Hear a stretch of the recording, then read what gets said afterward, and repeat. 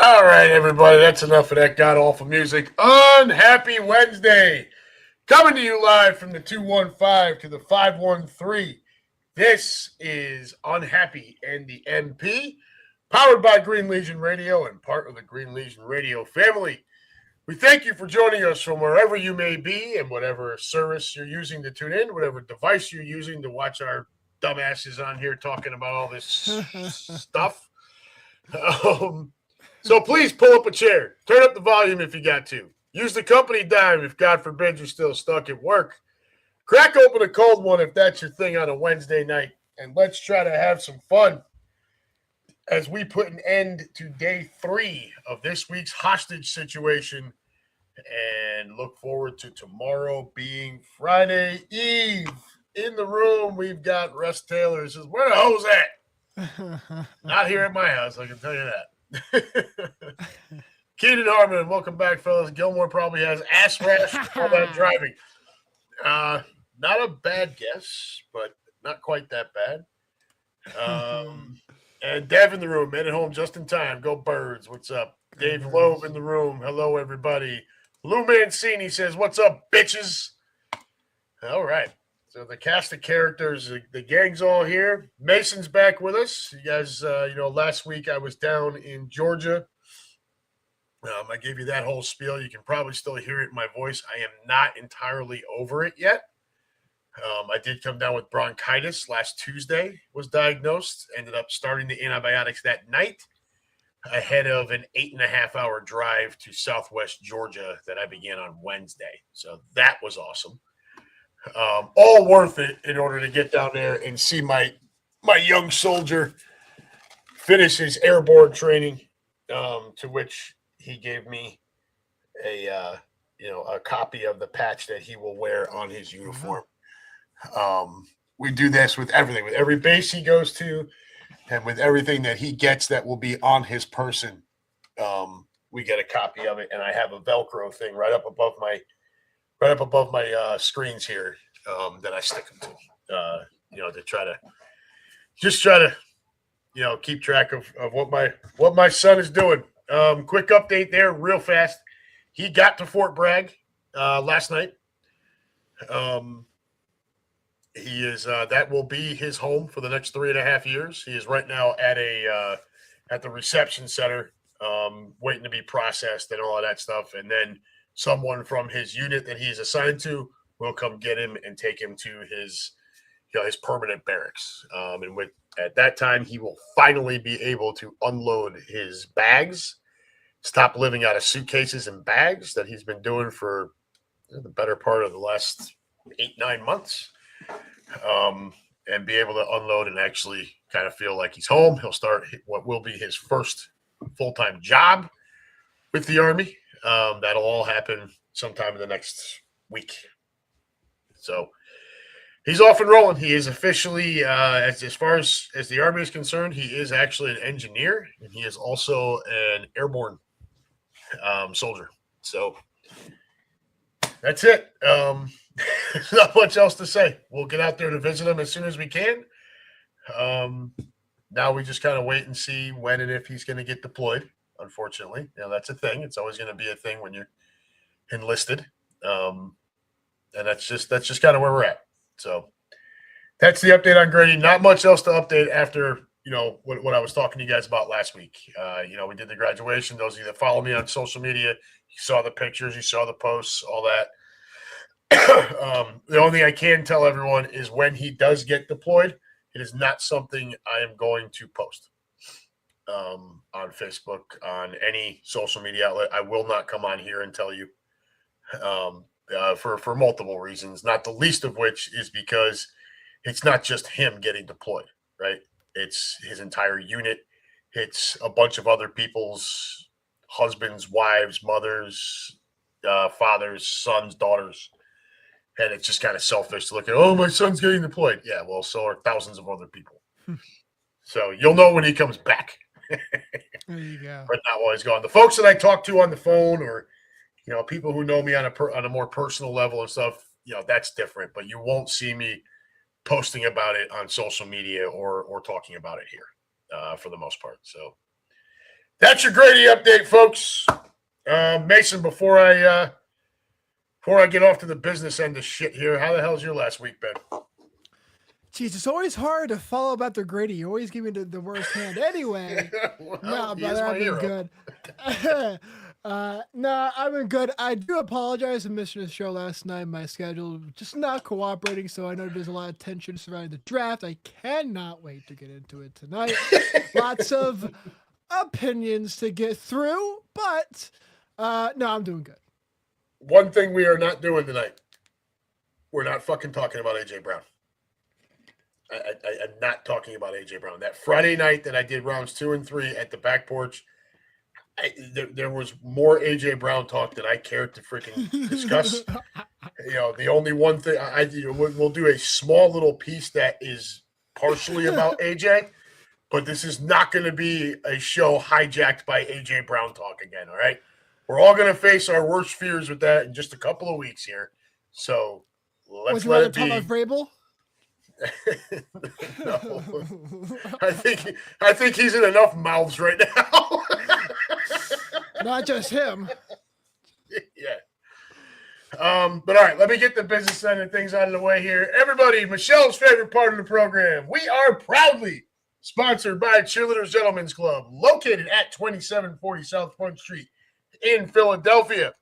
Just minutes away from the sports complex, Cheerleaders brings you the area's most beautiful women on 5 different stages. Open 7 days a week from noon until 2 a.m. and until 4 a.m. on Fridays and Saturdays. For group information, call 215-467-1980. Also offering free parking, a full menu, daily drinking food specials, and a premium selection of cigars and a cigar lounge. Folks, tomorrow night, your Flyers are going to have their series on the line as they head into Game 3 down 0-2 to the Carolina Whaler Canes. If you can't afford a ticket to get out and watch them live, why not head over to Cheerleaders and enjoy the 75-foot HD TV wall, as well as HD TV screens throughout the entire club. Once again, folks, that's Cheerleaders Gentlemen's Club, located at 2740 South Front Street in Philadelphia. Call 215-467-1980 for all of your group and party information. Always at the bottom of the screen, folks, greenlegion.com, scrolling along the bottom there, the best and longest tenured in the business. Folks, we are a week away from schedule release, more than likely. I know there is some talk that it may push out another week past next week. At minimum, you're going to start seeing leaks of when games are going to be played. I would expect the international matchups to be part of that first batch of leaks. I am almost banking on the fact that our game that's supposed to be at Jacksonville is going to be in London. That is not going to shock me one bit. So if that was a game you were looking to go to, you might want to wait on that one. I don't encourage hesitating when it comes to booking Green Legion trips, but on that one, you may just want to wait and see what happens when the schedule does get released. For everything else, get on in there and get signed up, folks. We are at Nashville against the Titans. We are at San Francisco. We are at Dallas, as always, with the greatest tailgate under the sun. We are at Chicago this year. We're at Arizona, and of course, there's that Jacksonville/London game now, too. If there's one of those games that seems like it might be a good time for you, get on over to greenlegion.com. Click on trips and tailgates. Click on away trips. Find the one you're looking for. If it's not sold out and is open to book, go ahead and get your deposits in. Get yourself booked. Do not hesitate. Aside from that Jacksonville one, in case you're worried about London, I would wait. But for the most part, I would tell you, do not hesitate. These things will sell out incredibly quickly. There will be a mad rush on signups once the schedule gets released. All right? That much I can tell you now. Once all the dates are out there and everybody knows, we know the who and we know the where. What we don't know is the when.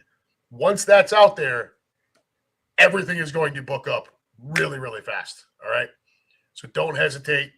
Get on out there. Get yourself signed up. If you want to come hang out with Michelle and I, we're likely to be in Nashville this year, pending how the schedule shakes out, obviously. And I am contemplating sneaking up to Chicago, but that would be a very fast thing, not much of a hangout time. Maybe getting in late Saturday. And if it's a 1 o'clock game, possibly leaving after the game. So go ahead, Mason. What do you got?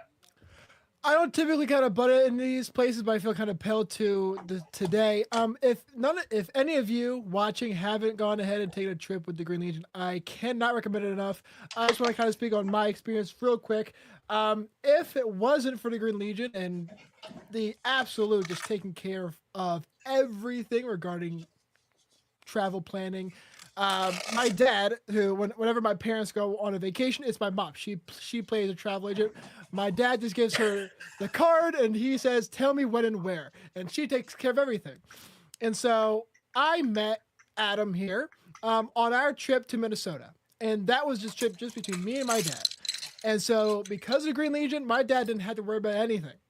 It took care of the plane ticket, the transportation there was no transportation needed to go to the stadium. You walk there, but they took care of the pregame party. They took care of any necessary traveling if it needed to be done from the airport. Yeah, the transfers to and from the hotel. Everything. They take care of everything, and so it's a really nice way to kind of have a luxury experience where you don't really have to worry about anything. Everything's already done for you. They just give you an itinerary to say, hey, be here at this time if you need help. Here's when this is coming. It'll take this long to get to this place. They take care of everything. It's very easy. And it's quite luxurious. And just so you know, the emails are a little more friendly now that Steph is writing him, not Quimby.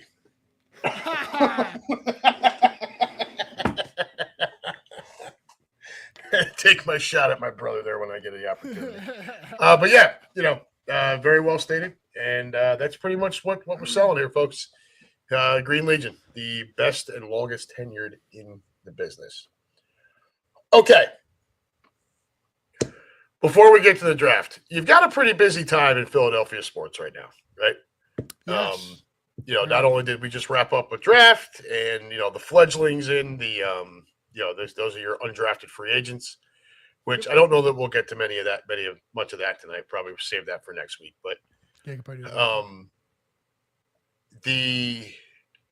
you've also got the Phillies, the Flyers, and the Sixers playing still right now, right? Yep. So as part of a boner of the week thing, I am going to start with the Sixers, okay? And I'm going to just tell all of you, a lot of you know who Michael Diaz is, right? And I give him a lot of credit for dying on this hill with Joel Embiid. But the bottom line is that anyone who is still backing this process bullshit, this nonsense with Embiid is really like, you probably need to have your head examined at this point. Joel Embiid next year is going to cost the Sixers $58 million. In 27-28, he is going to cost the Sixers $62 million. And to make it even worse, that should be the end of the contract, but they gave him a player option for 28-29, which he's going to exercise or he'd be a damn fool. And that is going to cost the Sixers $67 million.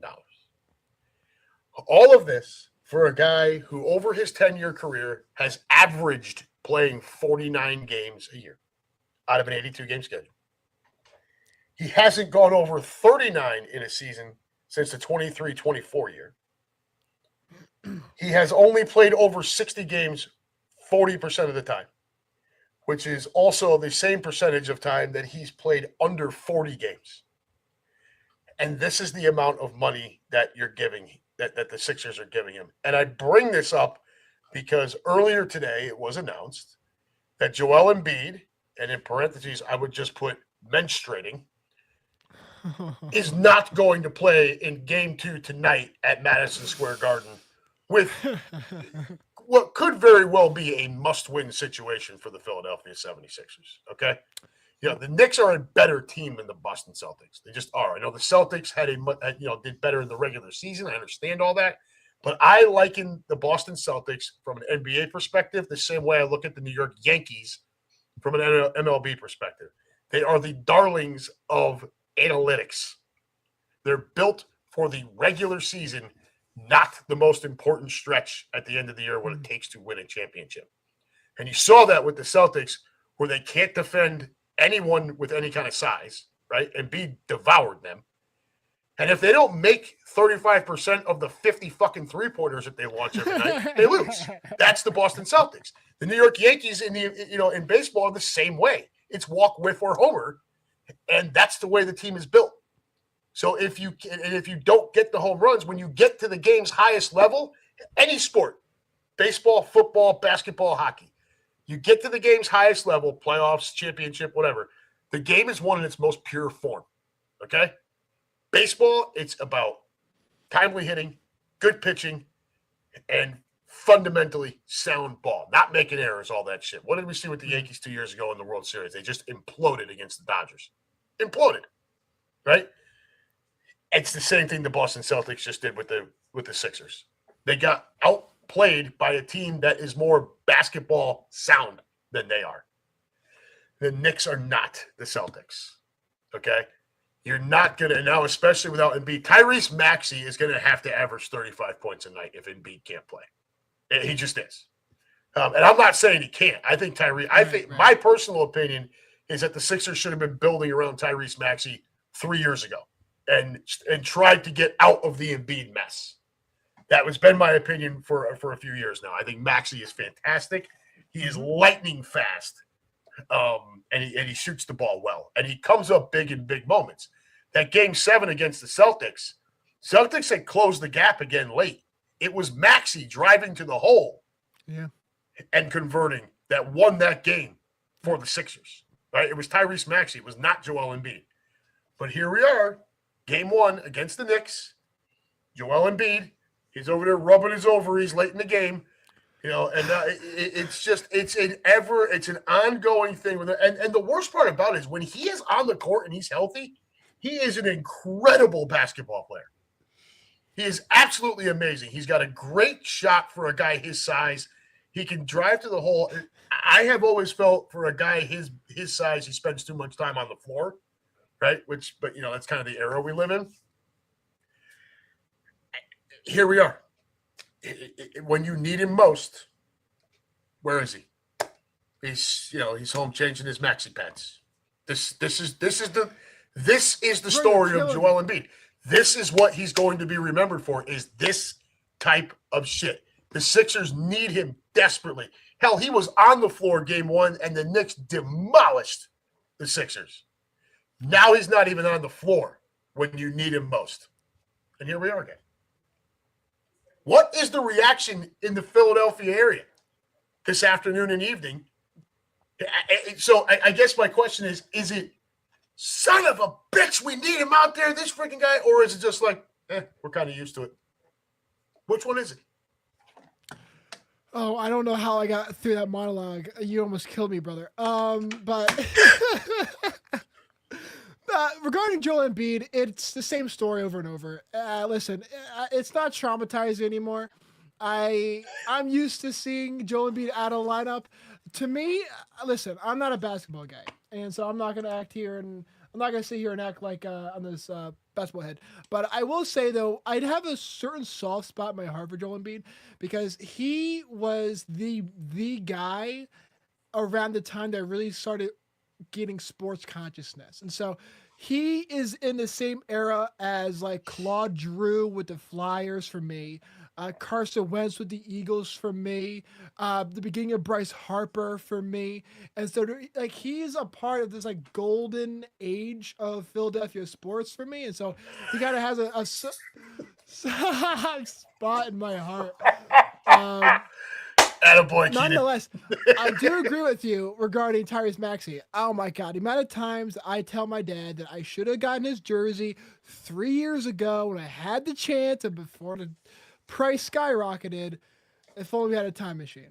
But no, Tyrese Maxey is probably him and I think it's VJ Edgecombe. VJ Edgecombe. The future. Yeah. He's fantastic as well, but Tyrese Maxey is the spark plug. He is a lightning rod. He is the Energizer Bunny of the group. You're exactly right. He is speedy. He's fast. He goes right through. I mean, the plays he makes are unbelievable. You're also right though about Joel Embiid. Is that he's most often he's either playing every game or he's playing none of the game. Yeah, right as Carson Wentz is the Easter egg there. But when he is playing and he is healthy, he's still one of the best players in the league. The problem is that he doesn't play. Your most valuable attribute is your availability. And he doesn't have it. Exactly. And so, listen, regarding the Celtics, there's a really serious conversation that if Tatum plays that game 7 anyway, that the Celtics probably win. And I agree. The way that game played out, a lot of this doesn't even come up anyway. It's just the Celtics beating the Sixers again, and we just go back to what our typical Sixers are. I made a pact with myself years ago after I watched them lose against the Raptors with the ball bouncing on the rim and falling into Kawhi Leonard. I wasn't going to watch I was going to watch a lick of Sixers until they made it past the second round. Safe to say, I'm out of loot for a little bit. Yeah. Well, I mean, look, and I was happy. So I am a hater of all things Boston sports. An absolute fucking hater. I cannot stand any Boston sport. I will boo Harvard. I just don't care. Anything Boston sports, I cannot stand it. And that's a deep-rooted hatred that comes from a very personal, very personal background. So it is like it's part of my DNA is to hate everything Boston sports. So I was thrilled to see. So from that standpoint, I was thrilled to see the Sixers win. As someone who has rooted for the Knicks since I was a kid, I was not happy that the Sixers won because I thought the Sixers presented the bigger threat, and I still feel that way. I still feel like the Sixers can beat you. I just feel like they can beat you in more ways than the Celtics can, okay? The Celtics, I believe, are a one-trick pony. They usually shoot the ball well from the perimeter, and they defend the perimeter well. This is what they do, right? They're the darling of analytics basketball. The Sixers don't play that way. And if you've got Maxey, Edgecombe, a rejuvenated Paul George, who's been going unnoticed the last 3-4 games, and you coupled that with at least a somewhat healthy Embiid, that's a dangerous lineup, a very, very dangerous lineup for any team in the league. But you remove Embiid from that, and I just don't know what the hell that Sixers team is at this point. I mean, I don't know. I mean, I watched the Knicks handle him in game 1 and win by 38 fucking points, and now he's not even out there. So you can make the argument that the Knicks should roll again. A lot of times, though, when you look at it, when things like this happen, sometimes that team rallies around the fact that they don't have that guy. And they end up playing better ball for at least a game. They compensate. Yes. And if I'm the New York Knicks, so some of the other trouble the Boston Celtics got themselves into was they allowed the Sixers to go out and steal one of the first two in Boston. All right. Kind of stole home court and forced a longer series. The New York Knicks need to go out and squash the bug tonight. Yeah. They need to go out and win game 2 at home in convincing fashion and then head to Philadelphia and see if you can get one there and then take it back to the Garden and wrap it up in 5. If you allow this Sixers team, especially now without Embiid, to win this game on the road in that hostile-ass environment in the greatest arena in the world, yep, you're opening up the door for the same shit the Celtics have left themselves vulnerable to.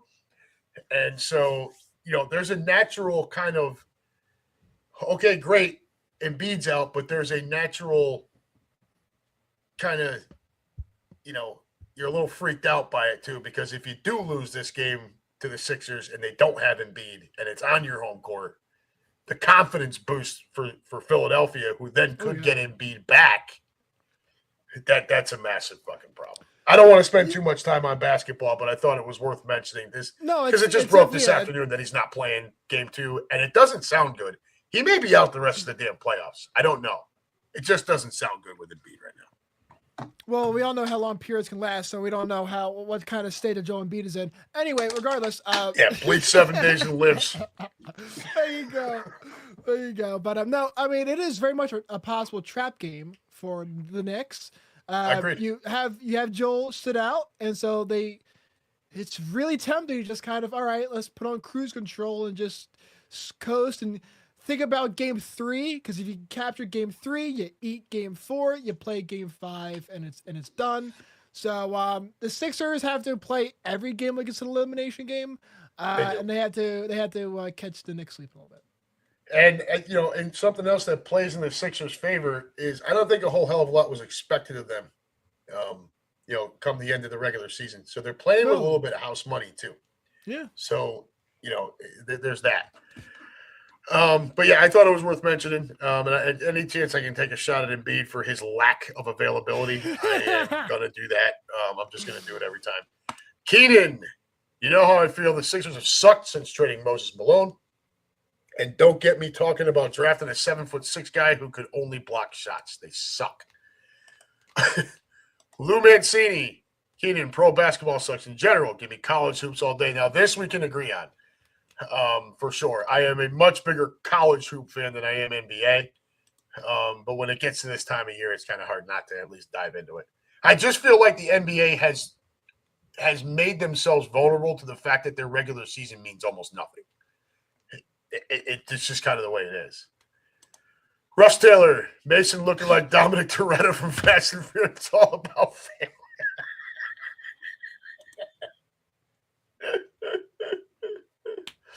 He's a little too pale for that, Russ. Yeah, I shave my head now. All right.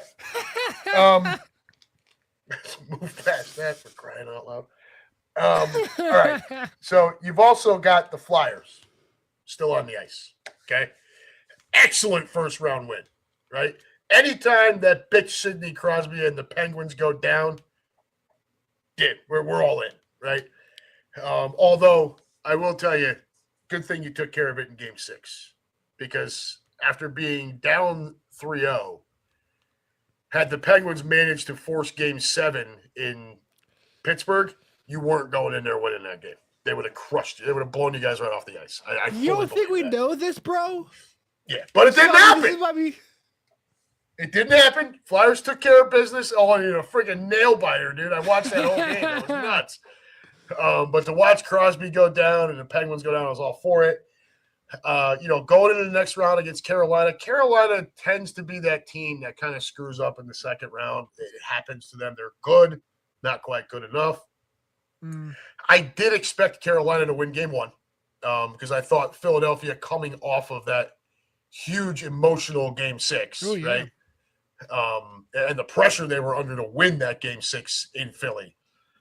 I expected Carolina to win game 1, and it happened, and I wasn't surprised. Still expected it to be a competitive series, though.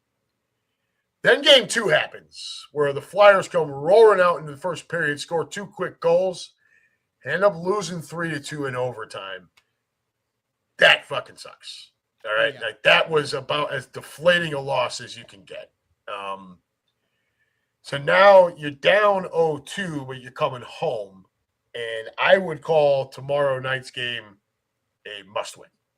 You can't go down 3-0, right? You just can't.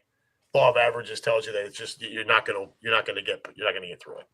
You just did it to the damn Penguins, right? So I mean, it just feels like tomorrow night is absolutely a must win, and I'm rooting for it because I really wanted that series to be competitive. But again, just real quick, thought it was worth bringing up because you've still got all of this Philadelphia sports going on in every sport. I mean, you can even include the NFL, then that we just wrapped up the draft and we're looking forward to the schedule release next week. So everything's very busy right now. Flyers, you just got to have tomorrow night or you can kiss your season goodbye. That's it. You may as well just start making your golf reservations at that point if you lose. Yeah, quick note on the Flyers. Shout out to my friend Sam. He's a huge Flyers fan, so shout out to him. It was really funny to watch how fast Evgeny Malkin got off the ice in Game 6. I feel like it was like not even 5 minutes after he scored that goal. He was already off the ice, and that was kind of funny. That's funny. But yeah, I mean the Sixers are kind of like the redheaded step cousin of Philadelphia sports. I feel like they're always a team that kind of gets forgotten because you have the Eagles, you have the Sixers, you have the Phillies, and then we also feel like sometimes a lot of people forget that we have a hockey team too. But nonetheless, a healthy, good Flyers team is kind of like the bass drum of a really good song. And so when the Flyers are good, the rest of Philadelphia sports are good. And so I don't know if they're like a juggernaut. I don't know how far they'll go. They kind of seem like a fun little story here. And so I'm here to ride it as far as it goes. Yeah. So, I mean, the expectation was they were going to get beat by Pittsburgh in the opening round, right? That was just the expectation. And, great job by the Flyers by flipping that script around. Lou Mancini, great point here. They were 0-4 in the regular season against Carolina. So a sweep was always possible. You just hope it doesn't happen, right? And I don't think people realize how big of a hockey town Philadelphia actually is. Because I think a lot of that is because in recent years, the Flyers just haven't been that good. Yeah, I guess that's it. It's not really, when the Flyers are good, that city will come to life, behind that team. Very much so. So they come out of the manhole covers. It's crazy. So, and finally, you've got your Philadelphia Phillies. All right. So you got off to a 9-19 start through April 26th, which ended up costing Topper his job. Now, Topper, who took over for Girardi much kind of the same way, a few years back, and ends up helping lead the team to a World Series berth, right? Ended up losing, but you got there. He's in the playoffs every single year. So I get the slow start, but, now we're going to can him after 28 games into the season. From there, since the 28th, you're 7-1. And I just want to throw a couple of things out there. One, it kind of felt like Topper's message and stuff, it felt like it had just gotten a little stale, a little old. It was probably time to make a change. Two, I think the players got comfortable and complacent. And I think sometimes in order to make the omelet, you got to crack a couple eggs. And so what's the way to do that? Fire the manager. Let's shake things up, right? Let's show these guys that not everybody, 4 years in the playoffs, right? One World Series berth. Let's be honest, this is not normalcy for Philadelphia Phillies baseball. It's not. Okay? It's not like it's built on some huge pedestal of past winning. Okay? Yeah. So 4 consecutive seasons in the playoffs, then a World Series berth. It's a pretty good run. And you fire the manager. That shows you that this organization is like, look, we're not fucking dealing with it. You guys shape up. I don't want people thinking that just because they're 7-1 under Donnie Baseball that Mattingly is the Messiah. Okay? Look, you will not find a bigger Don Mattingly fan than yours truly. He was my idol, my hero when I was growing up. He was one of my favorite baseball players ever, between him, Willie Randolph, and a couple of other guys. And I love him as a manager. He's a former manager of the year. But I think this is more about the organization sending a message to the team. Should have get off the pot. And I'll also back it up with 7-1 in your last 8. 4 of those games are against the 16-20 Marlins. 3 of those games are against the 14-22 Giants. And 1 of them is against the A's, who right now are 18-17. But let's be honest here. Does anybody think the A's are going to have a winning record at the end of the friggin' baseball season? No, we don't. So a little bit of dialed back competition. You know, Lou, I see Lou from Dade in the room. What's up, brother? I'm not trying to bash your fish, but let's be honest here. I think the expectation would be that the Phillies should beat the Marlins on a regular basis. I mean, you're not going to win every game, but you should win, you know, at least 60%, 60 to 70% of the games in a head-to-head, right? The Phillies have that level of talent over the Marlins. I don't think that's an unfair statement. I also feel like they're better than the Giants, right? I don't think the San Francisco Giants are very good. And I have no faith in the A's. So 7-1 in your last 8, where those 8 games are against those 3 teams. I get it. You know, and maybe that was kind of the plan. Okay, Topper, you're out. We're coming into a little bit of a softer stretch here. Let's send a message to the team. You know, you've had all this success as our manager, but it's not good enough anymore. Out. Donnie, you're in. Of course, Donnie doesn't hurt that his son is the fucking GM. Preston Mattingly is the Phillies GM. This never hurts when he can just promote his dad. But I don't want anybody getting this false thing that this is because of Mattingly and bashing Topper. I think this is much more about the players getting a little bit more motivation and the schedule being dialed back just a little bit over the last week and change. Yeah, I mean, it's a phenomenon that's really common in all sports. It's the interim effect. You fire head coach, and then all of a sudden you go on this hot streak. I remember when I think it was when the Raiders fired, I think it was Josh Daniels, and then Rich Bisaccia took over, and they want to run. It's either Rich Bisaccia or is Pierce. Well, Pierce went on Pierce. too. It was Pierce.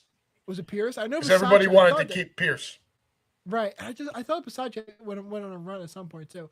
But no, it's the interim effect. You fire head coach and you go on a little run, and then it's always like, oh, I just made the interim the permanent. It's like, it's not really like that. All right. It's like it's like a substitute teacher, as in like it's a lesser coach, but it's almost like a new a new wave of freshness kind of enters the building, enters the mindset. Everyone plays maybe a little bit more free, a little bit more liberal.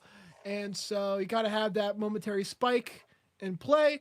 And then it's all about how do you actually do it like a month, 2 months, 3 months in. That really kind of defines everything. So.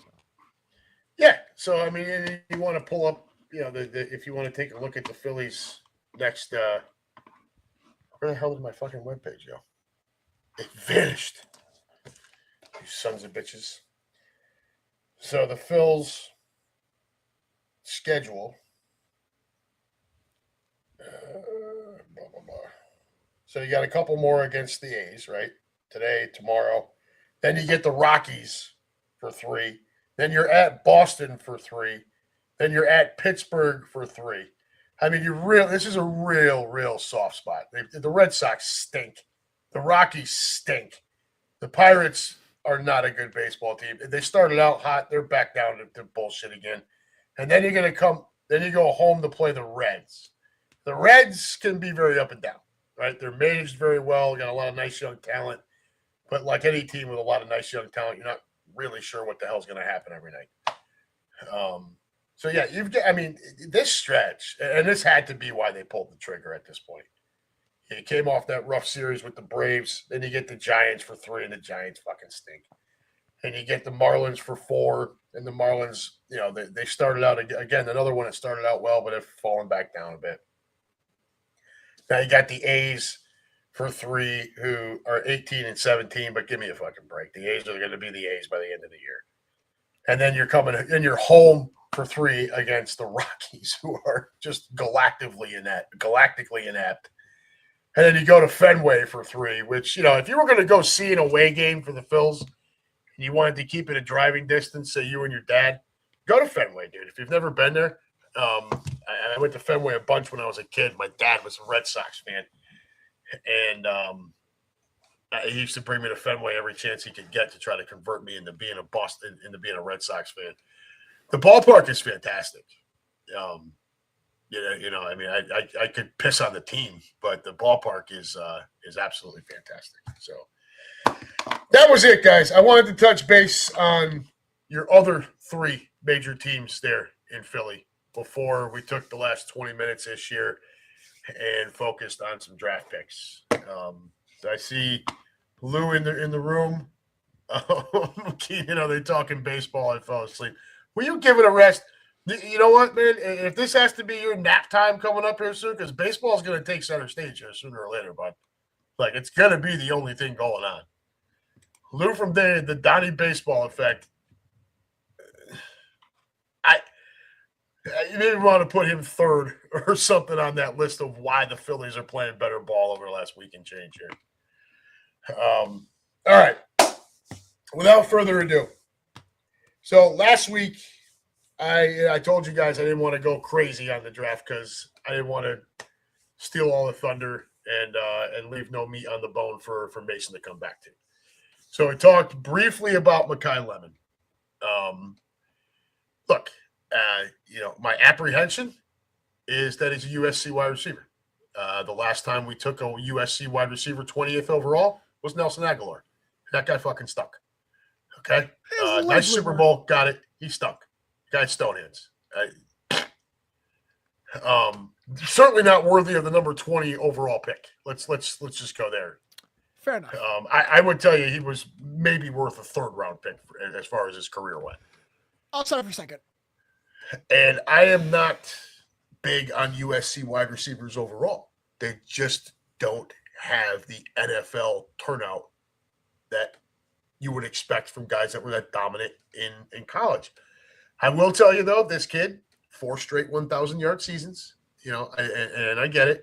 Now, a couple of those are Pac-12 seasons where they didn't play any defense, but a couple of those are Big Ten seasons where he is facing better defense. So, we're just going to I'm cautiously optimistic. I don't care for the size, right? Once A.J. Brown, and this is the only thing I'm going to say about A.J. Brown, is this next about 2 minutes here, minute and a half. Once A.J. Brown is dealt, because we know it's going to happen now, anybody who had any hope that A.J. was sticking around, as soon as we traded up and took Lemon, that was the final nail in the coffin. That was it. We don't have a dog. We don't have a big guy. If you look at what our receiving core is going to be, it looks very much like a shitload of slot receivers. So I don't know what Mannion's going to do here. We're gonna see. We're gonna figure it out. But that's that could be the reason for the Stowers pick in the 2nd round. Let's get another big body out there. We'll see. The point about AJ Brown, real quick, Mason, before I turn it over to you as far as Mekhi Lemon. So one of the biggest teams that we have competition with as far as an NFC rivaling for a Super Bowl would be the Los Angeles Rams. Would you agree? Right? They're a very good team. Oh, yeah. One of the biggest advantages and why we've handled them has been because A.J. Brown has eaten them for breakfast. Okay, I know Saquon's had his big games too. Don't get me wrong. I was there for Matchup the nightmare. legacy game in L.A. I was there for it. Got it. We all watched the snow game. Got it. But A.J. Brown has absolutely mauled the Rams since putting on an Eagles uniform. He just has. And a big reason for that is because the Rams did not have good corner play. If there was one weakness on their roster, it was their corners. Well, guess what, folks? They traded for McDuffie in the offseason. So they now have a number one proven NFL commodity corner. And we are about to trade A.J. Brown. Yeah. So that clear, distinct advantage that we have enjoyed these last 4 years against that team is gone. Matter of fact, you can make the argument it has now flipped on its head. That's the only thing I'm going to say about losing A.J. Brown. That's it. I'm not going to talk about it anymore until he's freaking traded. Mason, Mekhi Lemon, help sell me on this kid and why I should be more than cautiously optimistic. Well, I'll certainly try my best. I'm not going to sit here and tell you I'm the biggest Mekhi Lemon fan in the world, but nonetheless, if you remember a few shows back, at this point, it may have even been a whole month back, we did a show where I pulled up a bunch of mock drafts that the NFL.com had done from this vast array of different analysts, and I compiled them all. And there's 5 players, essentially. 4 of them was Blake Miller, Caden Proctor, Caleb Lomu, and then the Max guy from Arizona State. The very last mock draft that we covered that day was Mekhi Lemon. Yep. And as soon as I mentioned it was a wide receiver, and I said Mekhi Lemon, me and Adam both mutually agreed, all right, crumple it up and throw it into the trash bin. It's not going to happen. Well, 12th overall pick rolls around. Dolphins pick up Caden Proctor. A lot of wins come out of our sales, and we're going, okay, well, what's going to be next then? Not only do we draft Mekhi Lemon, but we also trade up to get him. So me and Adam were going back and forth on draft day, and we kind of came to the realization that you don't just trade up for a guy because you're just okay. We'll take him.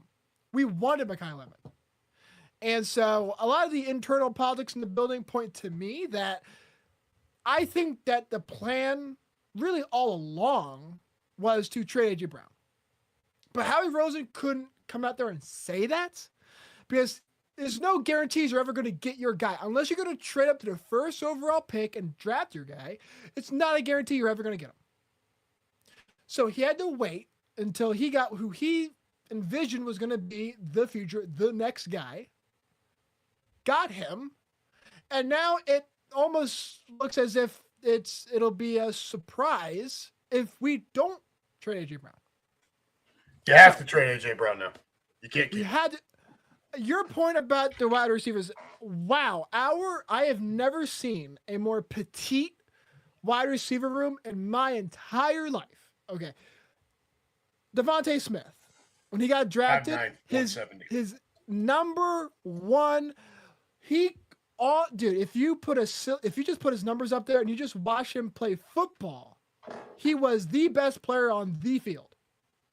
But when you looked at him on a sheet of paper, and you looked at his body, you say this guy's gonna get crushed, like the front of a car in a car crash. He's gonna crumple up and die. Yep. His size was his number one issue, and still is. We have Devontae Wicks. He's sub 6 foot too. He's a speedster. We traded for I think we signed Elijah Moore from the Jets. He's under 6'2". He's a speedster. Hollywood Brown. Hollywood Brown's another guy, sub 6 foot. Mekhi Lemon. You're noticing a pattern here. They list him at 5'11", 1 something. I think. Yeah, so it's 5'11" and 2/8. So 5'11" and a quarter. Listen, I'm not here to take away anything from Mekhi Lemon as a okay. He was supposed to go to the Rams. For anybody who watched the draft show live, we all did here at Green Legion. That's what I thought was going to happen. I texted Adam. I said, the Rams just picked up Ty Simpson. And neither of us believed it. So once the Rams went that, by the way, Sean McVay was furious. That was really fun to watch. And it turns out that was not true. Turns out Sean McVay was actually not mad about that. It turns out he has a really good poker face. Ty Simpson spent like an entire day together. Yeah. Turns out him and Mekhi Lemon actually spent like an entire day together. So that was all a bunch of hooey. Well, he does have a very good poker face nonetheless. Anyway, so yeah, Mekhi Lemon's a fantastic player. this just looks like insurance, a reason to force us out of AJ Brown, which I guess. But you have your top 4 guys are all the same type. They're all the same type of player. And Let me put it to you this way. Mekhi Lemon is now the biggest one of the bunch. At 5'11", 192, he's the biggest guy. Yeah, and that's going to be a problem. That's going to be a problem. I think so. I think it will be. So depending on what kind of offenses Manion's going to bring in here, but I don't know. Yeah, that's a bunch of small guys. All the time I have is like I think you have Marcus Golden in Green Bay, but I mean in Green Bay you don't have a lot of big guys anyway, and so I guess he's trying to replicate. I don't. Christian Watson. I don't know. Christian Watson's a bigger Christian guy. Watson's fantastic. He's fantastic. Yep. So Mekhi Lemon, I don't dislike him as a player. I think that the move is suspect at best. It puts to bed the question of AJ Brown. Now it's what time on June 1st is he going to get traded on? Right. When is he getting dealt? Yeah, it's going to be 9 a.m. or 3 p.m. But so Lou Mancini, AJ did this. Who would you have drafted instead? I think the point, Lou, is that we both felt that the offensive lineman was the most important thing. Yeah. You know? So even as you carry into round 2, where don't get me wrong, I'm not mad that when we took a tight end, we took Eli Stowers. I'm not. If they thought tight end, if they thought at that point the value pick was Eli Stowers, then I'm not here to argue with Howie Roseman. You'd have to be out of your mind at this point. I just felt like going in that offensive line was the bigger need. I'm not bashing the Stowers pick at all. I just thought that the needs were heavy. What I can tell you, this is something that Mason and I talked about briefly before we came on here live. Yeah. And I said, the fact that you drafted Stowers second round, that mountain of a man that we drafted in the 3rd round to be an offensive tackle, he better work out. He better. Oh, yeah. Because you passed on a whole bunch of tackles to wait and get him in the 3rd round. And I also want to kind of point out that Mekhi Lemon is not a best player available pick. Okay, you don't trade up for a best player available pick. You save that for when it falls to you. So we hopscotched Pittsburgh, and I think we also hopscotched the Chargers, if I'm not mistaken, to go ahead and pick him up. I think it might have been the Steelers, actually. I don't know. So the funny part was the draft is in Pittsburgh.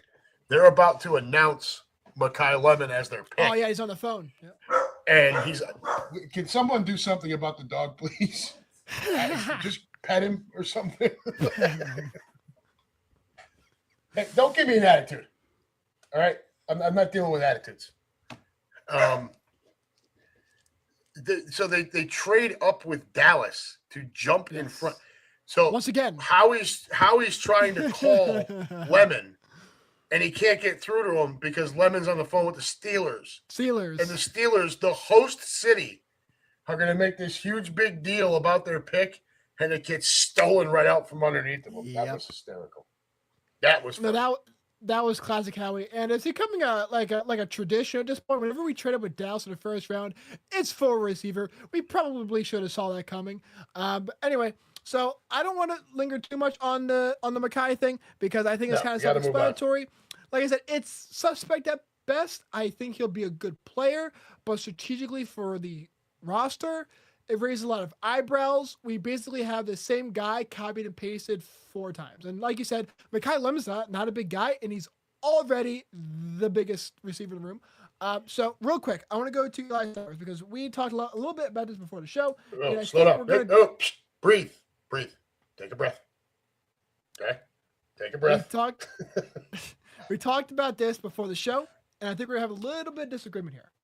So, Eli Stowers, when I was reading this guy's profile, okay, so first of all, he is tremendously athletic. That is his selling point. He's a fantastic receiving tight end. That's his selling point. Eli Stowers, if any of you guys have played Madden franchise, and remember, when you had like a receiver who's like 6'3", 6'4", he's probably like 70 overall, 75, but he's 6'4", and he has 93 speed. And you're like, why would I have this guy the 5th string receiver when I can just make him a tight end? He'll be 88 overall. Yeah, he's gonna block like a traffic cone, but it's gonna be a matchup nightmare. That's exactly what Eli Stowers is. And so if we're looking into a league where running the ball becomes illegal, this pick is fantastic. However, we don't live in that league. And so while the passing attack is that much more lethal, this guy's, you thought that Zach Ertz was bad at blocking. Just wait till you have a receiver block at the tight end spot, and you had to deal with defensive ends and 3-4 linebackers. And so, listen, I think that he's gonna be groomed to be the replacement to Goddard. But beyond that, I wasn't the largest fan of that. I would have liked someone who's a little bit more conventional, but call me an old head. I don't know. So, yeah, Eli's not. He's not going to be out there for his blocking prowess. He's not. He runs a 4.5 40. He's 6'3" and change, 230 or 40 pounds. And I always kind of look at the Eagles' offense, at least to this point, and maybe with Mannion that changes. But look at the Eagles' offense as an offense that really kind of needs to have that tight end that is the dual threat that can block and receive. Dallas Goedert, right? This is why Calcaterra hasn't been on the field all that much, is because he doesn't block that well. He just doesn't. His uncle's been on here a number of times and will openly admit it, right? It's just not the strength of his game. And it's okay. Look, it's okay to admit that. It's good to know what your limitations are. It's also good to know what you have to work on. Yeah. But I watch an obscene amount of college football during the regular season. It's a little disgusting how much I will sit on that friggin' futon right there and have all 3 of these screens running, and sometimes the second monitor where I've got 4 games going at one time. So, and the SEC is something that I watch. And the fact that Vanderbilt was having the season that they were having when they've never had a season like that before made him an attractive watch. Plus, I want to see Diego Pavia. He's a friggin' punk. But, he was out there talking about he's the best quarterback in the country. I want to see if he can back it up. Well, I can tell you part of the reason why he looks so good is because Eli Stowers is a stud as a pass-catching tight end. He just is. He's an absolute stud from that end of things. And I don't think that's going to change coming into the league. What I do think this does is it may force us into a 2 tight end set, because I think you have to have someone out there that can block. And Stowers, unless he beefs up a little bit and or gets better at it, he's not that guy. And maybe that's the reason for the collection of receivers, where we're not going to come out here running 3-4 receivers. We're going to come out with 2 and 2 tight ends. This is also a possibility. We just don't know what the Mannion offense is going to look like yet, right? We're told it's a lot of McVay, Shanahan, that sort of thing, which may lend itself to a 2 tight end set. We're just going to have to wait and see. The other thing I would say is we now have, 4 or 5 tight ends on the roster right now. And I promise you. 5. Yeah. I promise you they're not going to carry more than 3. They're not. So you can pretty much book Dallas Goedert. He's going to be there. You just drafted Stowers in the 2nd round. If he's not there, then you've made a god-awful mistake somewhere. Yeah. So who's the 3rd one? I would love it to be Calcaterra. My concern is he's too much like Stowers and doesn't bring enough oomph to the table from a blocking standpoint. Yeah. Well, that's why you have Mudd and Starr too. But that's what I'm saying. They're not going to carry more than 3. They're just not going to do it. I just don't see it. If they do, I'd be surprised. And if they do, then things change. But I would think it's Goddard, Stowers, and a blocker. Or maybe it's a week-to-week thing where it's, hey, we're going to come out, we're going to spread things out, and Grant is on the route. I don't know. Don't know what I don't know right now. I would love for it to be Goddard, Grant, and Stowers. I really would. That's the way I would love it to be. But out of that mix, you're really only getting blocking from Goddard, who is getting long in the tooth now, right? I will say, you just reminded me, one of the things I think we're also talking about on draft day, we were texting back and forth, is We've kind of talked about this for the past couple of shows, and it's becoming increasingly more apparent that with the drafting of Micah Lemon, drafting of Eli Stowers, and I'm sure we're going to get to Markel Bell, Howie Roseman is doubling down, tripling down, quadrupling down on giving Jalen Hurts no excuses. And it's becoming increasingly clear that he might be playing the same math that we are, which is we got to see what Jalen Hurts really is before we actually think about like a third contract potentially. And so this year is a huge year for Jalen Hurts. This is the biggest year of his life. He's never had a fast receiver room. This is the fastest receiver room he's ever had, at least in his professional career. He's going to have the most receiving friendly tight end group in his professional career. Listen, we both would have liked to have said that we really invested heavily in offensive line for the future. Like I said, we're going to get to Marco Bell, and then we took a guard later on as well, so I'm sure we're going to get into that. But dude, Howie Roseman is really going to give Jalen Hurts everything and say, all right, bro. Put up or shut up, kid. Yeah. Put up or shut up. This is the biggest year of his life. He's got no guaranteed money on his deal after this season. None. Yep. This is it. So if he comes out and he's the 26th rated passer in the league this year, I'm going to tell you something, man. It's not going to surprise me if chips are pushed onto the table and we move up in next year's draft to try to get one of them quarterbacks. Dude, it won't shock me at all. It's going to be a great year for quarterbacks. It's already not going to surprise me if we draft one in like the second or third round. Oh, no. If Jalen comes out with this talented receiving core, and they are, as small as these receivers might be, they are incredibly talented. And these tight ends can all catch, right? Yeah. So there's no wiggle. And he's still got Saquon in the backfield. Like, this is not a team devoid of hands here. And, you brought in an offensive coordinator that is supposed to make things – it should be the style of offense that will open up pockets in the middle of the field so that Jalen doesn't have to read crossing routes, right? West Coast offense. He just has to throw it into a spot rather than hitting a receiver. That's right. That's what you're looking for from Mannion here. So the excuses are likely to be gone, right? And now AJ's going to be gone, right?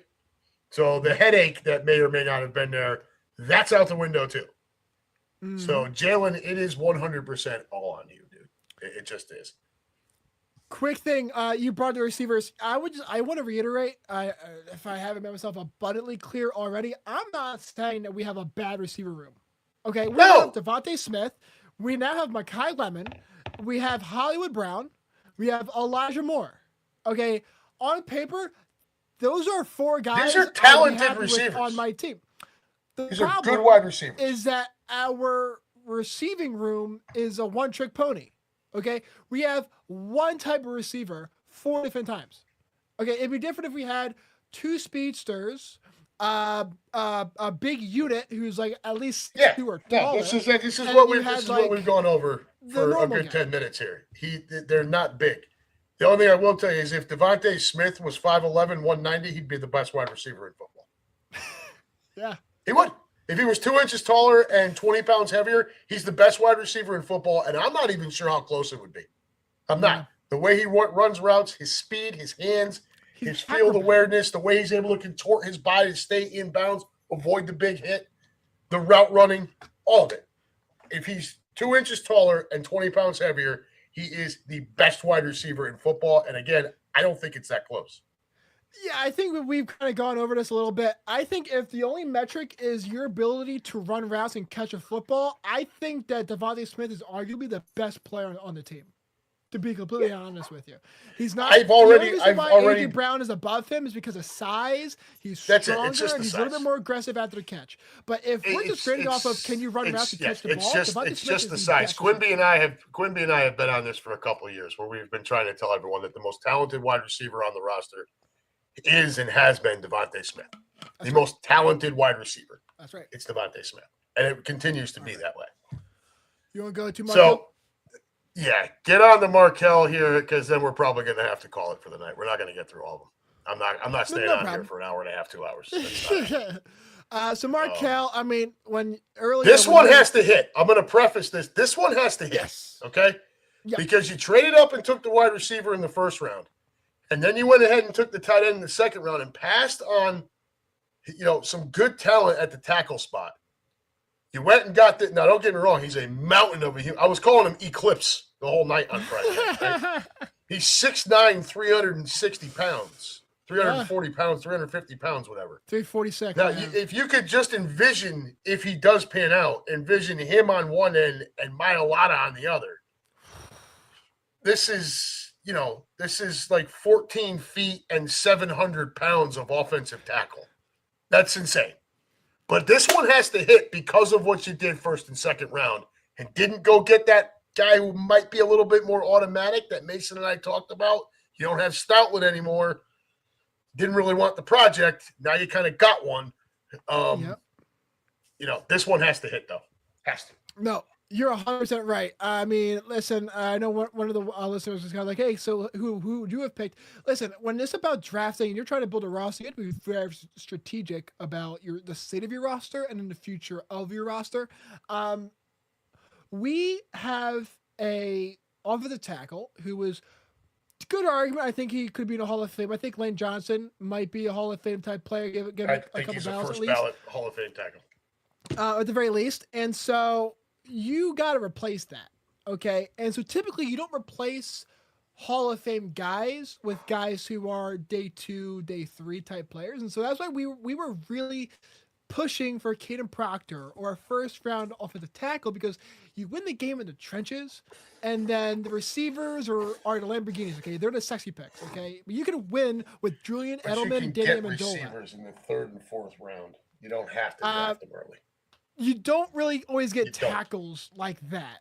So it really feels kind of optimistic, to say the least, to pick a guy in the third round and be like, okay, yeah, this is the guy to replace Lane Johnson. It's like, oh, I didn't know it was that easy. I didn't know it was that easy to pick a guy in the third to replace a Hall of Fame tackle. I didn't know it was that easy. But I don't know why anybody else isn't doing this. I guess we'll just give this guy to Jeff Statland. Oh, great. Yeah. He's not there anymore. He's not there anymore. So yeah, he's got a lot of pressure. I think this guy, he's a third round pick. He's a day 2 pick, but he's probably got more pressure on him than Mekhi Lemon does. Even Eli Stowers. Okay? He might.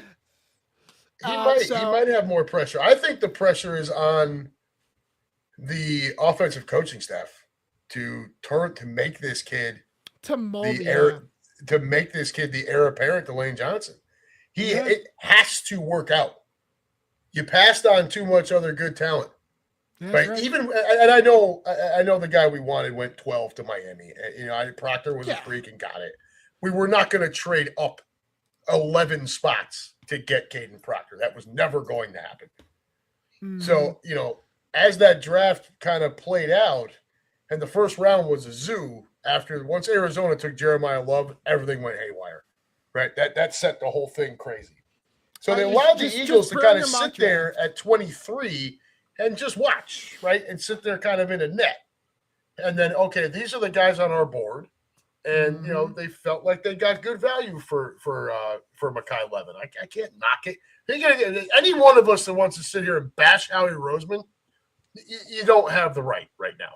Like, look, if Mekhi Levin turns into a bust and Eli Stowers isn't all that good, and in particular, this tackle never really gets going on the field, then you can kill Howie for this year's draft. Okay? Oh, by the way, real quick. But until those things happen, none of us have the right to kill Howie for anything. We just don't. We are in the year of our Lord, 2026. If Mekhi, just to put this into context, if Mekhi Lemon is a bust, it'll be the first round bust for Howie Roseman since 2020. Continue. Right. I mean, that's just exactly it. Like, none of us have the right to sit here and bash Howie for anything right now. Was I thrilled with a receiver and a tight end in the first 2 rounds? No. I'll be perfectly honest, I wasn't. I was not overly thrilled with round 1. Not just because we traded up with Dallas, gave up more draft capital just to get a receiver, but also because of what the Giants drafted, what the Cowboys drafted, what Washington drafted. You know, what we saw the Rams do. They didn't reach for anybody. They thought they grabbed a guy. They didn't have another need on their roster for the first round. They just didn't. They made the trade for McDuffie. So they got a proven NFL corner instead of having to draft one and see if it works out. They know McDuffie can play. So they allowed them the luxury of being, you know what, we can take a chance on Ty Simpson. We don't have to wait till the second round and see if he's there. We're going to go ahead and just do that now because we've got that luxury. Right? I was not overall thrilled with the first round as a Philadelphia Eagles fan. I was, however, pretty okay with day 2. All right. Now I know we only made the two, the couple of picks there, but we also traded for Grenard. I was about to bring that up. Okay, and that was we did not give up a whole lot to get him. Now I get it; he's coming off an injury. I understand, but this is also a guy who is going to add the depth to the edge rush that we desperately fucking needed. Okay, this is not somebody coming in to I had some people tell, well, why not just pay Nakobe Dean? It's not the same guy. Okay, Grenard is coming in to rush the passer. Yeah, he's coming in to be an edge rusher. Are the same. Yeah, that's it. So, when you look at the value of day 2, Stowers is a good value pick in the second round. He is. He was the best tight end in football last year. Okay. He's got the award to prove it. This mountain and I keep forgetting his name. I just keep calling him Mountain Markel Bell. Eclipse. Markel Bell. You got to hope that works out. That one has to pan out. And then the trade for Grenard, I was pretty okay with day 2. And then, of course, you fill out your roster on Saturday. But, I felt like the round 1 was a B. You want to give him an A for the value of the pick. My personal feelings were it should have been a tackle. So I'm like, fuck you. But then day 2, I really felt like Howie did an excellent job in what he had to go out there and get. Before we go ahead and wrap up, I do want to do one last player and one last player only. Okay. So Howie Roseman is starting a pattern here. 1 time is an anomaly, 2 times is a coincidence, 3 times. I talked about Uar last week. with their second to last pick in the 7th round of the NFL draft on day 3, Howie Roseman has a map on his wall in the draft room. And what he's been liking to do is covering his eyes and throwing a dart at that board and then picking out a human being from that country. This year, it just so happened to pick on Nigeria. So we picked up this guy. UR Bernard. He's a defensive tackle from Nigeria State University. No, just Nigeria. Did you see the build on this kid?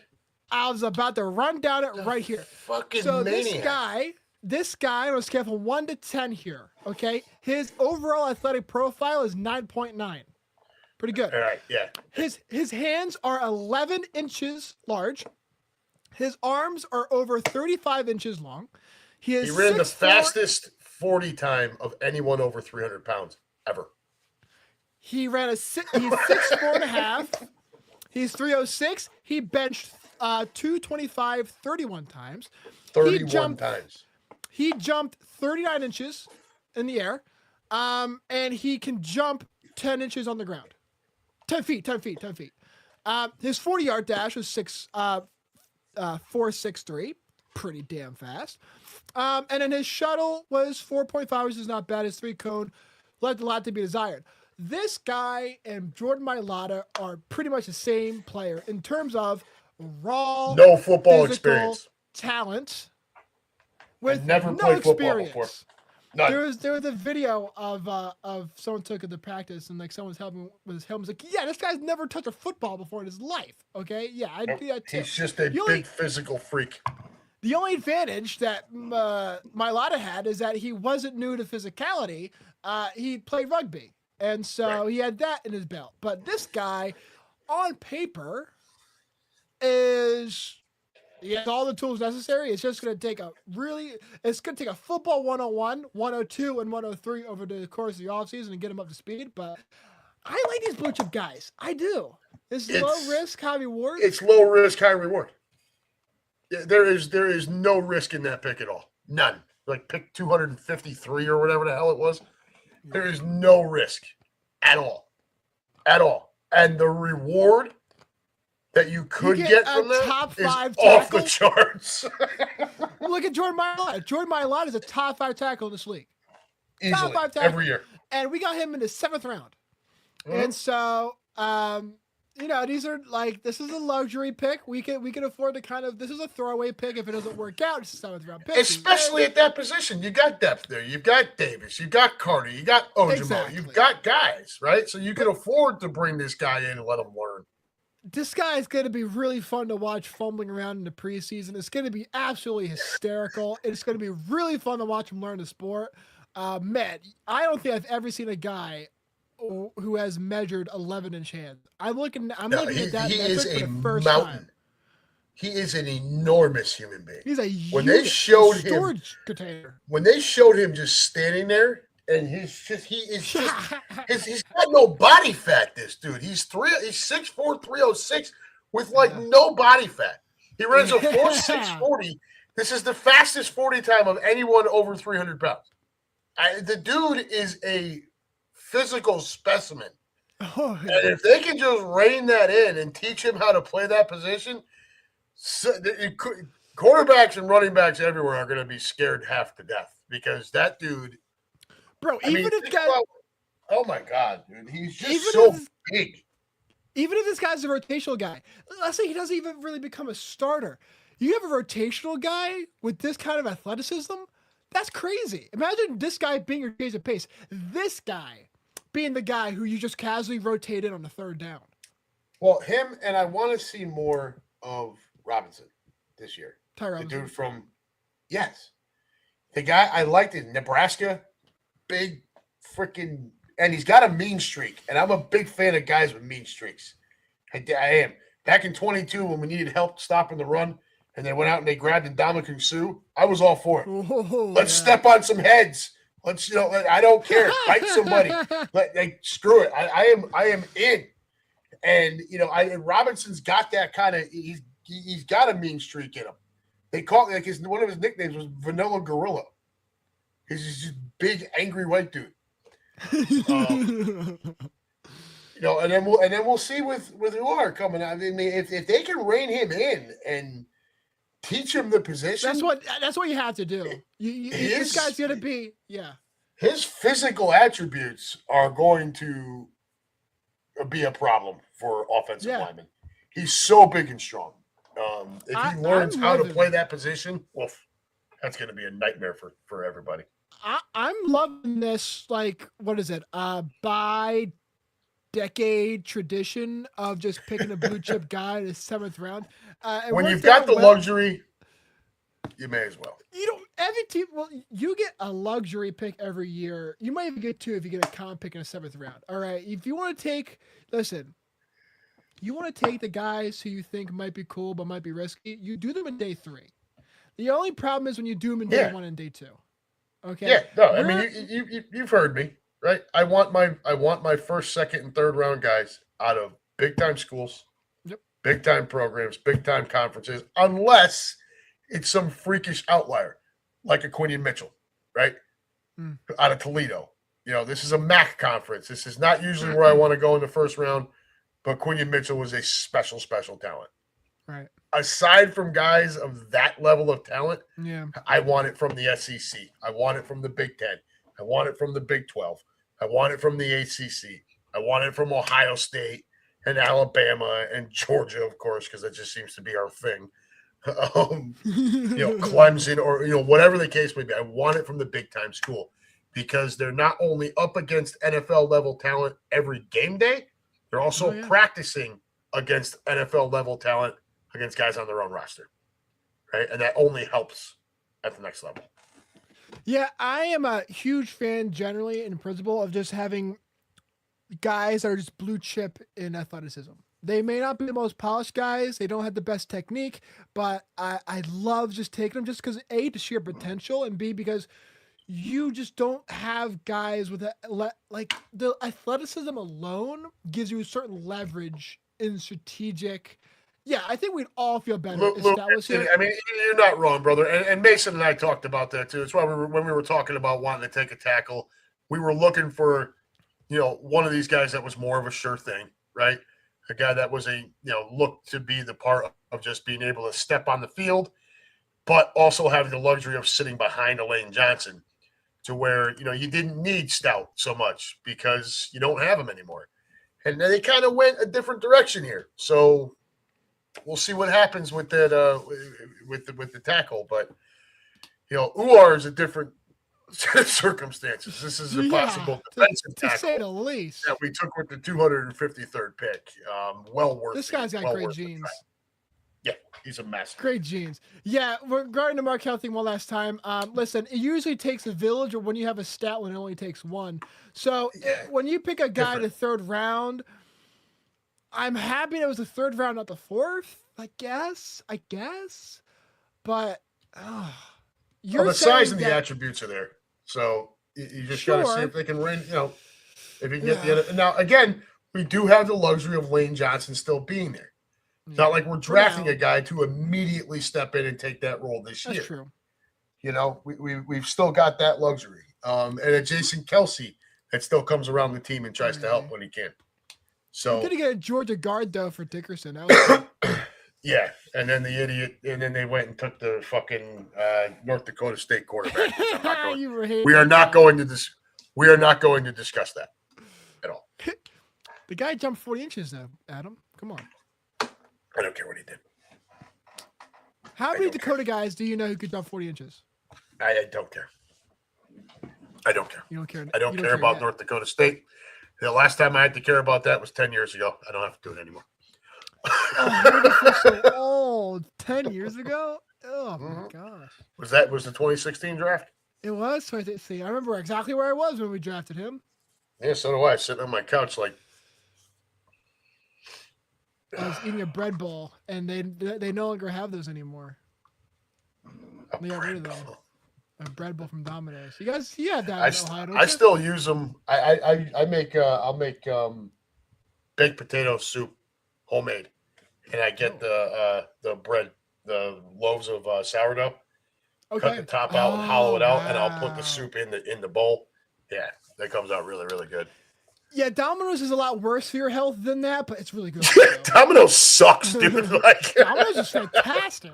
God. Domino's is fantastic. I grew up a little. I got heartburn just thinking about it. I get heartburn just saying the word Domino's. Right? Like, it's just nasty. I could down a whole pizza just by myself. It's really good. Oh, I could smash a whole pizza. I would just be all fucked up for like a day and a half. like I went out drinking. Yeah. Well, my acid reflux at pushing 15 years old over it. So my dad. So, yeah, these are the things you have to look forward to. So enjoy all that youthful, I'm going to eat Domino's 5 nights a week nonsense now, because it doesn't last long. Next thing you know, you wake up and what the hell? It feels so good. Yeah, have chicken, rice, and broccoli for a week here. Wash all that out. Yeah. Good stuff. All right. That's really good. Final thoughts, brother, and then we're going to get out of here.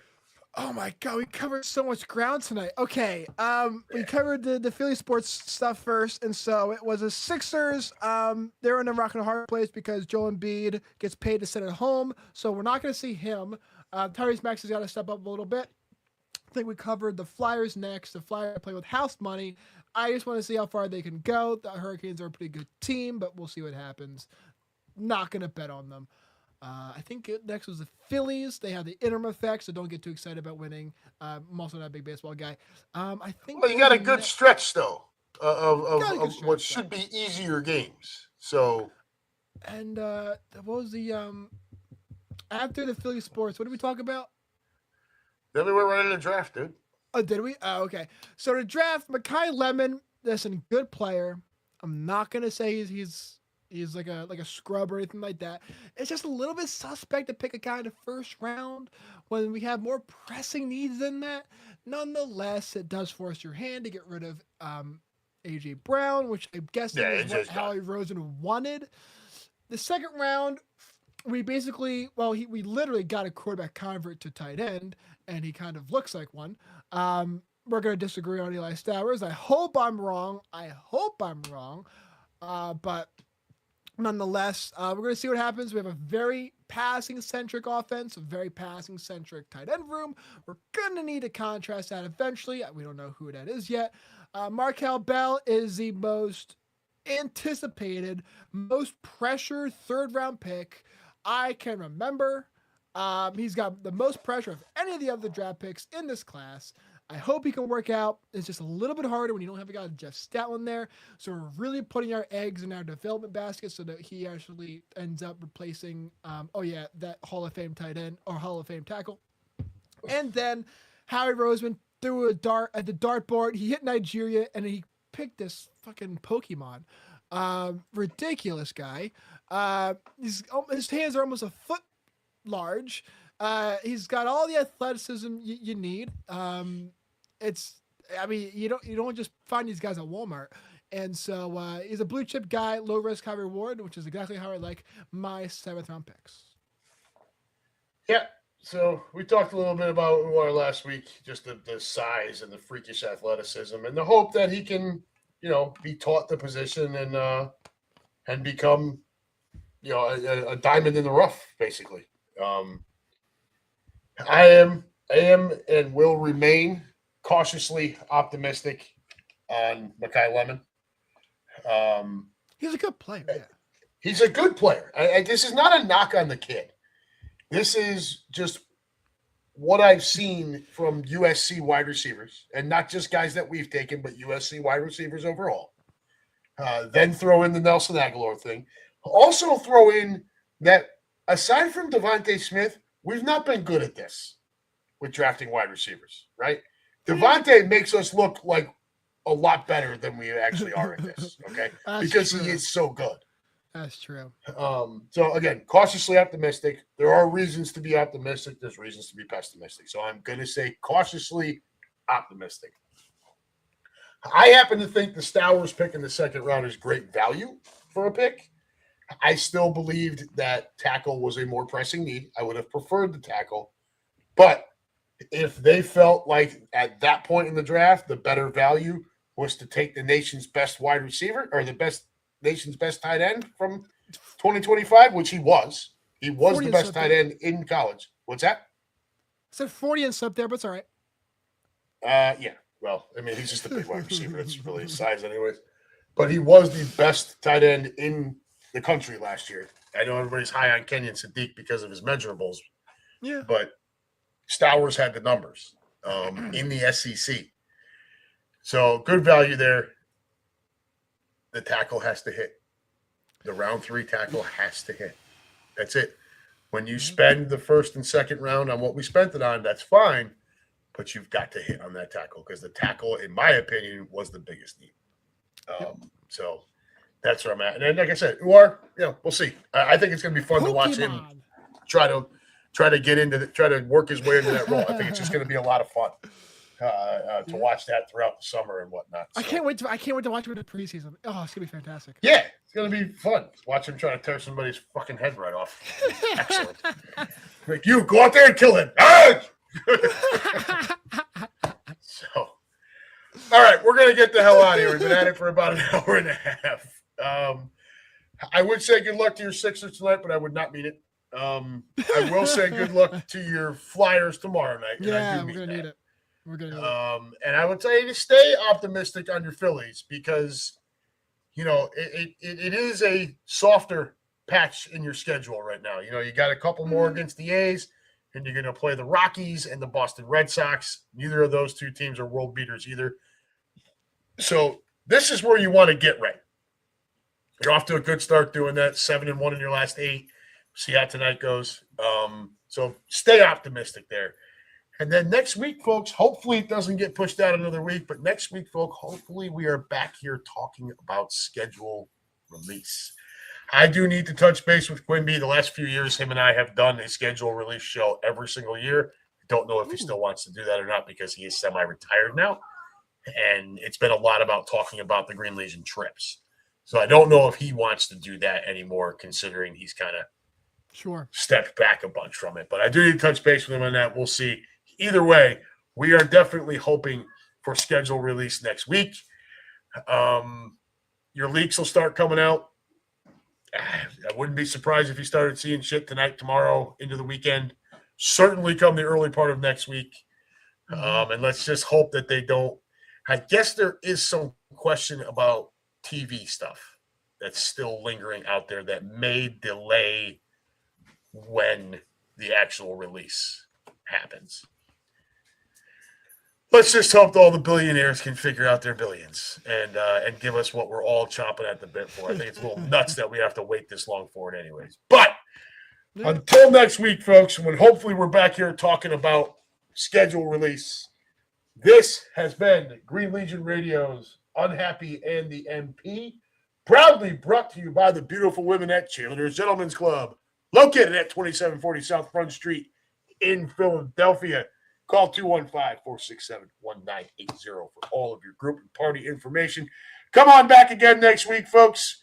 And until then, enjoy your upcoming weekend. Don't do anything we wouldn't do. Remember, the judge is not back in until Monday. And as always, Go Birds. Go Birds.